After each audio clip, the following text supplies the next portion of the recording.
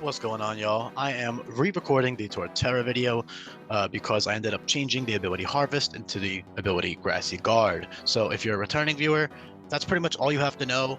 Of course, you can feel free to listen. I would appreciate it, but this is mostly also for new viewers, anybody who has yet to see the Torterra buffs and changes and didn't look on the Google Sheet or, just wants to hear my explanation for it.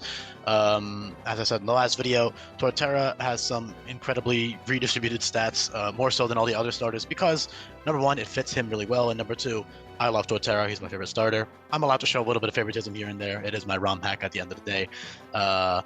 So yes, he has some absurd stats, although honestly by this hack standards it's not that crazy. However, with the ability Grassy Guard, he's significantly better, because one of the main reasons I gave him the crazy stats is because Harvest was kind of like mid, honestly. Excuse me. And then Headstrong is, while it's a great ability, is not like, game breaking, especially on a slower Pokemon. Like, you can always just use the buffed Shell Bell, to prevent recoil damage a little bit. So it's not like the most incredible thing on the planet. It's a cool ability and it fits really well, and it prevents recoil from moves like Headlong Rush, Wood Hammer, Rock Climb, Play Rough, Takedown, and Wild Charge. So it's a great, and Head Smash as well. I don't know if I said that, but those are all recoil moves and they're very strong, especially the 4 reteachable ones via TM. Those are nice coverage options. But for Grassy Guard is incredible. The main reason I chose not to give Grassy Guard the first time around is because Grassy Terrain does have the damage of Earthquake, and in my head I was like, wah, Torterra is like the Earthquake Mon, you can't have his Earthquakes. But high horsepower is right there. It's 95 base power, 100% accurate. It's literally like the same thing, just slightly weaker. And in exchange for using high horsepower, you get the immense utility from Grassy Terrain. You can also use Stomping Tantrum and Headlong Rush, and yeah, just Stomping Tantrum and Headlong Rush also work under Grassy Terrain. Like, they're not halved like Bulldoze and Earthquake are, so you can use those two as well.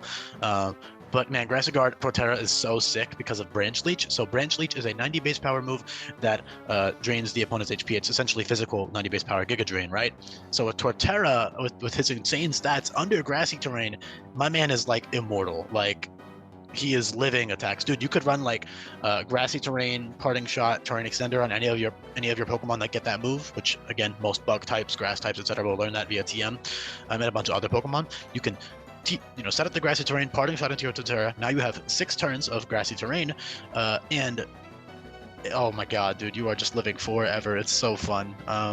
You could run like Assault Vest Branch Leech, and now you have 50% SPDF boost, 50% defense boost, the healing from the terrain, the 50% attack boost from the terrain on your grass type move, so Branch Leech in this case, and it's just like an absolute blast. It would be so fun to use, so that's why I want a Grassy Guard. And also it fits him perfectly. I mean, look at him, he's literally like a giant continent turtle, which is also why he has such a high HP stat now in this ROM hack. I try to base HP more on the size of the Pokemon. It's not a 1-to-1 ratio, it's not like perfect every single time.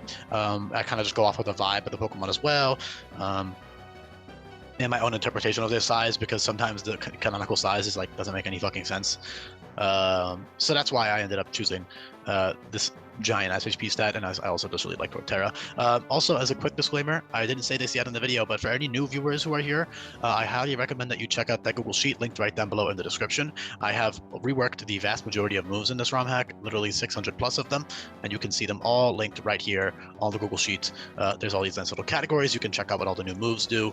That's super, super important. I highly recommend you give that a look. But back on topic with Torterra, yeah, just Assault Vest Branch Leech in general is awesome. You don't have to use Grassy Guard every boss fight. Like, he has perfectly great stats, like regardless, like he's living attacks no matter what. But under Grassy Terrain, he is just like absurdly bulky, and you can always slap an Assault Vest on, like I said earlier, and you're just going to town. However, keep in mind, Assault Vest does prevent you from using really useful moves like Synthesis, which is reteachable via Tutor, which is super nice, because in this ROM hack, every single Pokemon has access to reliable recovery moves for the most part, but in Torterra's case, having the reteachable options, so Pokemon that get moves like Synthesis and Roost are at an advantage because they can teach it whenever they want. Meanwhile, the other Pokemon have to keep it on their level up move set, because you don't have the move learner until the end of the game. So Synthesis, very, very good. Leech Seed, you're giving up Leech Seed. If you're running Assault Vest, you're giving up Spiky Shield, which is really nice with like leftovers and Leech Seed. You're giving up all types of useful stuff. A Stockpile, Swallow, buffed Swallow. Swallow will heal you by 100% of your HP. So as long as you have one single Stockpile boost, Swallow is now a priority move. So basically, you click Stockpile, you do whatever you want to do for however many turns, and then say 3 turns later, you get to red HP. Now you can click Swallow and heal right back up to full and lose the +1 defense and special defense boost. So it's super, super great. Very, very fun combination. Withdraw is slightly earlier. It's literally the same thing. Withdraw is just normal type cosmic power essentially now. Amnesia is also great, you know, all types of fun things like that that you can't use when you run Assault Vest. But obviously for certain boss fights, Assault Vest is incredible.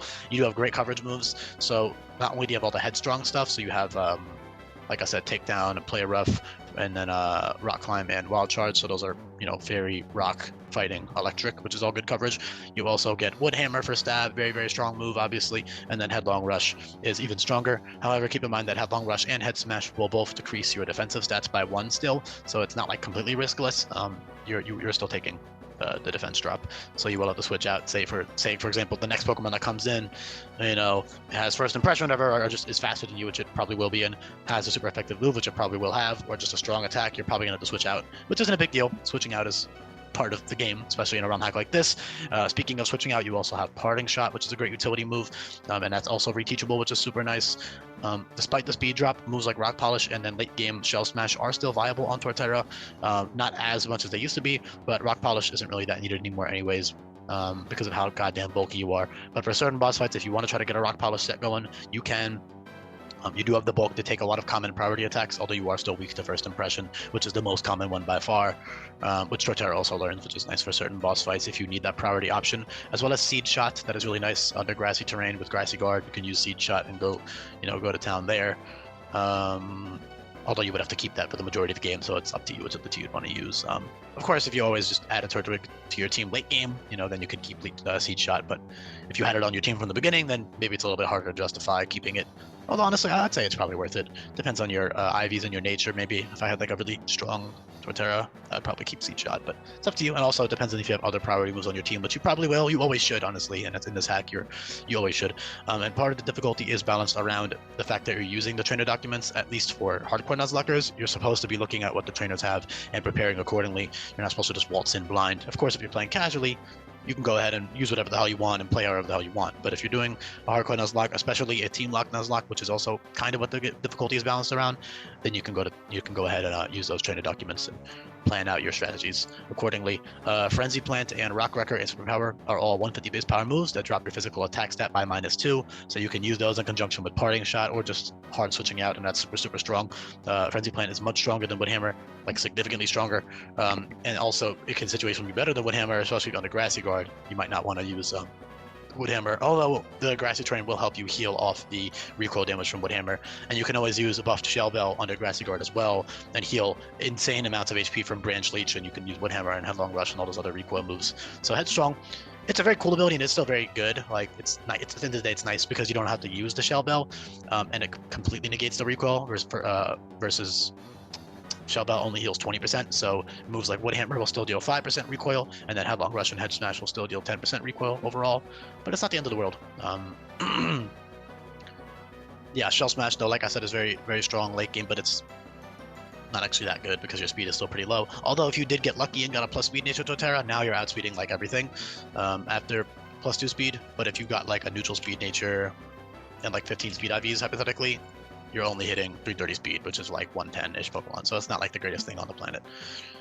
Rototiller is really cool. Z Rototiller will give Torterra +1 to all his stats, and then Rototiller itself will give him +2 attack and +2 special attack.